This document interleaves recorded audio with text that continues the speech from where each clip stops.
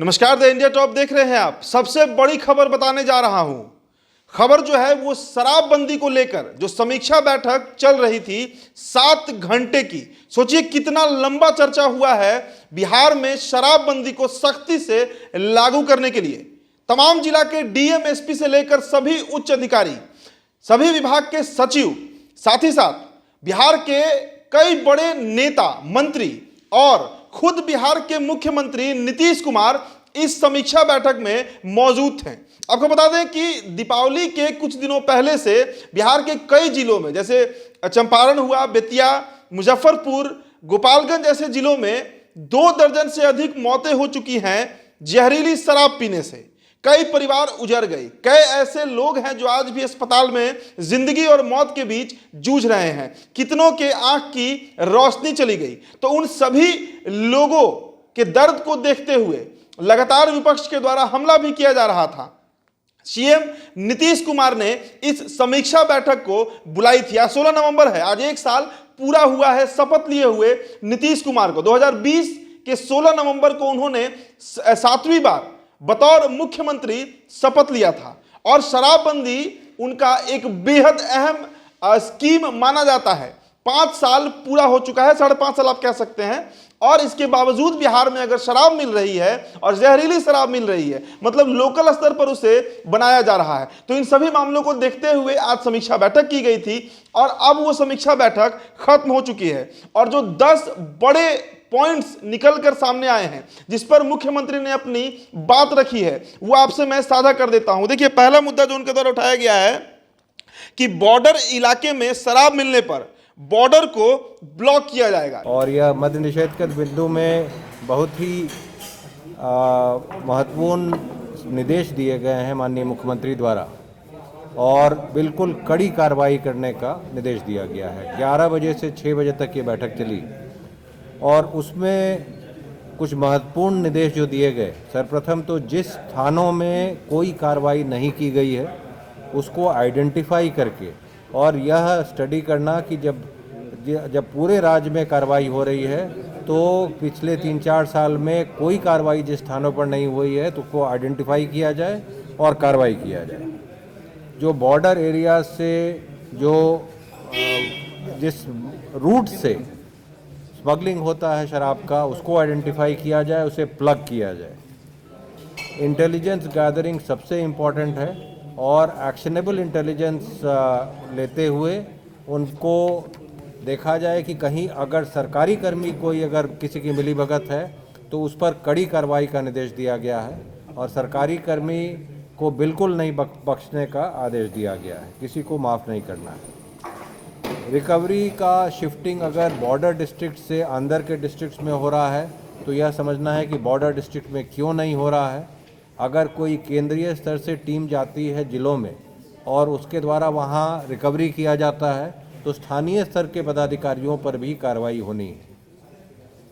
Call centre के efficiency पर विशेष बल दिया गया है। कॉल सेंटर पर जब कंप्लेन आता है तो उसको शॉर्ट रिस्पांस टाइम में रिस्पांस होना है और पब्लिक का जो आइडेंटिटी है वो डिस्क्लोज नहीं होना है ताकि कोई भी उस कॉल सेंटर पर कंप्लेन कर सके। जो कमिटेड ऑफिसर्स हैं नशाबंदी की ओर, शराब मुक्ति की ओर, उन्हें महत्वपूर्ण जगह पर पोस्टिंग करना है। सारे प्रभारी मंत्रियों को निर्देश दिया गया है कि वो मैसेज स्प्रेड करें। सारे प्रभारी सचिवों को भी निर्देश दिया गया है कि कम से कम माह में 1 बार अपने ज़िले में जाएंगे, अन्य विकास कार्यक्रमों के साथ वो शराबबंदी में क्या कार्रवाई हो रही है उसकी भी समीक्षा करेंगे। प्रचार प्रसार पर विशेष बल दिया गया है। झारखंड, उत्तर प्रदेश, पश्चिम बंगाल से जो शराब आ रहे हैं उनको कैसे रोका जाए उस पर कार्रवाई करना है। मुख्यालय स्तर से जितने वरीय पुलिस पदाधिकारी हैं उनको भी निर्देश दिया गया है कि वो लगातार फील्ड में रहेंगे। जी हाँ, जो तमाम बॉर्डर से, जैसे गया बॉर्डर हो गया झारखंड का, औरंगाबाद झारखंड का बॉर्डर है, भभुआ यानी कि जो यूपी का बॉर्डर है, चंदौली जहां पड़ता है, उसके बाद बक्सर यूपी का बॉर्डर है, गोपालगंज उत्तर प्रदेश का बॉर्डर है, गोरखपुर पड़ता है, फिर चंपारण यूपी और नेपाल का बॉर्डर है, किशनगंज वेस्ट बंगाल का बॉर्डर है, तो पूर्णिया वेस्ट बंगाल का बॉर्डर है। तमाम ऐसे जो बॉर्डर जिले हैं वहां पर अगर शराब पकड़ी जाएगी तो उसे ब्लॉक किया जाएगा। अगला पॉइंट जो है वो है शराब तस्करी में शामिल कर्मचारियों पर सख्त कार्रवाई की जाएगी। तो लगातार यह आरोप लगाया जाता रहा है कि अधिकारी की संलिप्तता के बिना कहीं भी किसी प्रखंड में, किसी जिले में शराब नहीं मिल सकती है।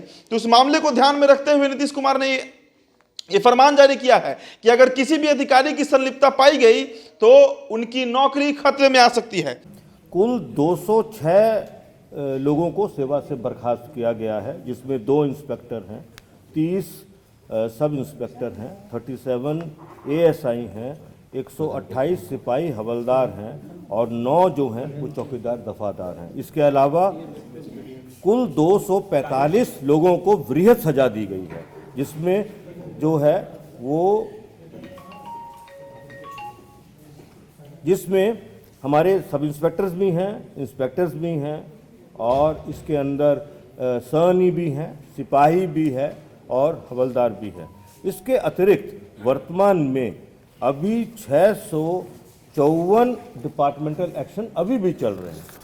इसके अलावा कुल 4 इंस्पेक्टर्स, 46 पुलिस सब इंस्पेक्टर्स, 46 एएसआई, 168 सिपाही हवलदार, 60 चौकीदार दफादार, इन सबके खिलाफ कुल 324 प्राथमिकी दर्ज की गई और जिनमें से 257 में आरोप पत्र समर्पित कर दिया। तो जब आरोप पत्र चला जाता है तो डिपार्टमेंटल एक्शन में डिसमिसल होता है।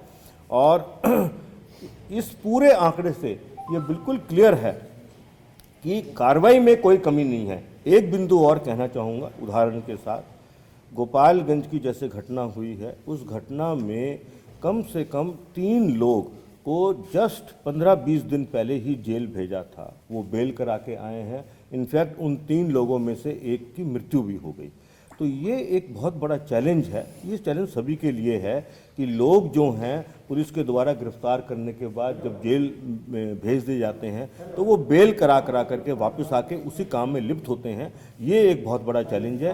बिल्कुल इसी तरह का केस जो है वो कैमूर जिला में भी देखने को मिला था कि कुछ कैमूर जिला के और 1-2 उत्तर प्रदेश के लोग थे जिनको पुराने केस में घटना होने के 1 महीने से भी कम अवधि में जेल में भेजा था। वो बेल करा के दोबारा आए और दोबारा आने के बाद फिर उन्होंने जो है वो शराब बांटने का काम किया, लेकिन वो जो शराब थी उसमें जो मिथाइल अल्कोहल की क्वांटिटी जो है वो पाई गई, जिसकी वजह से लोगों की मृत्यु हुई।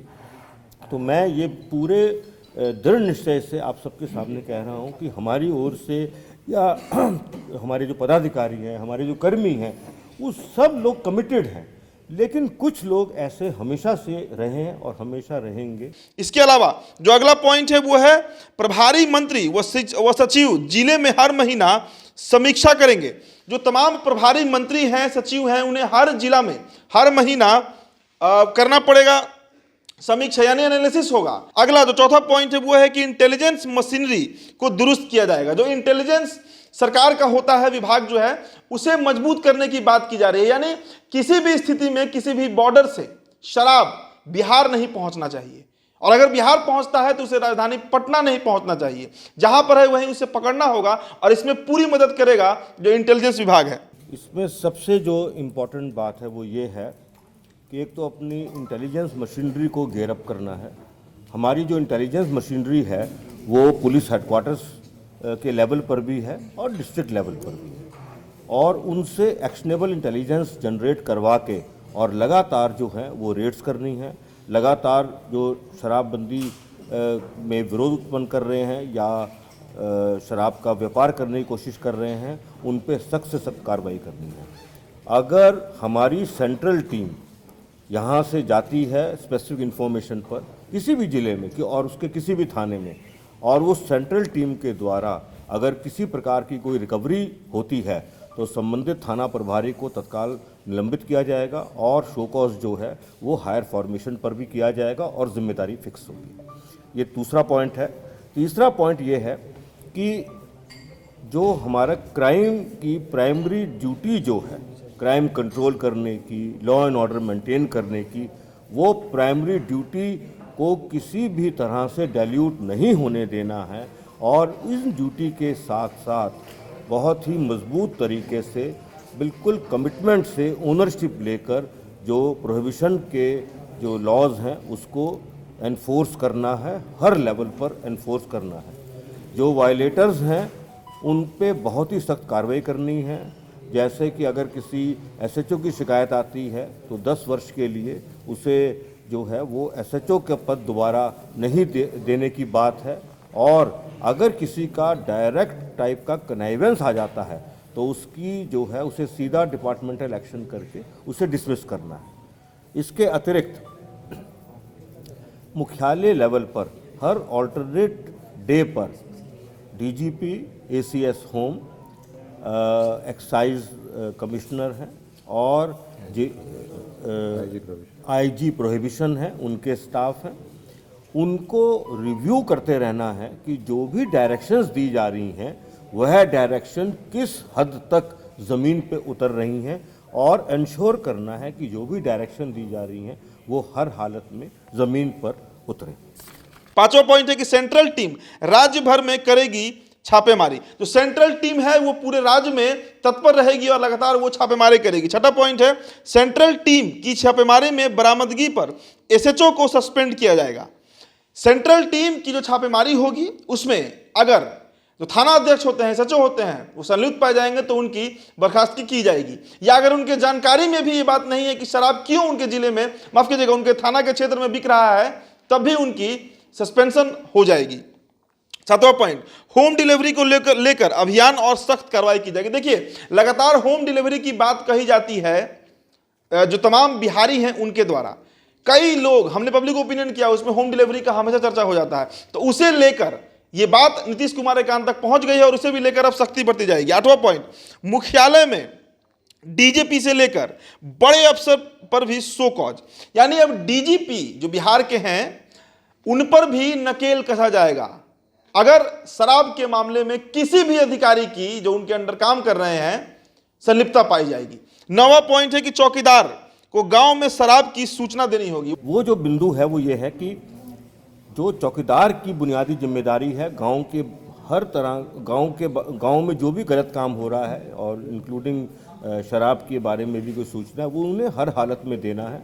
उनकी परेड पर वरीय पदाधिकारी भी जाएंगे और अगर जो है वो अपनी बुनियादी जो ड्यूटी है उसमें कोई कमी रखेंगे तो उन पर भी जो है वो सख्त कार्रवाई की जाएगी। चौकीदार हैं, दफादार हैं हमारे, और हमारा जो थाना लेवल है वो भी इंटेलिजेंस कलेक्शन का बहुत ट्रेडिशनल एक सोर्स रहता है। उनको भी उस काम में पूरी मदद करनी है और एक एलिमेंट ऑफ ट्रस्ट जो है वो चौकीदार, दफादार, थानेदार और वरीय पदाधिकारियों के बीच में ट्रस्ट और समन्वय स्थापित करना है। पब्लिक को अपने साथ रोपिन कर लेना है ताकि जिस प्रकार का सूचना, जैसे ही कोई सूचना मिले उसमें उनका नाम पूरा गुप्त रखते हुए और मजबूत से मजबूत कार्रवाई की जा सके।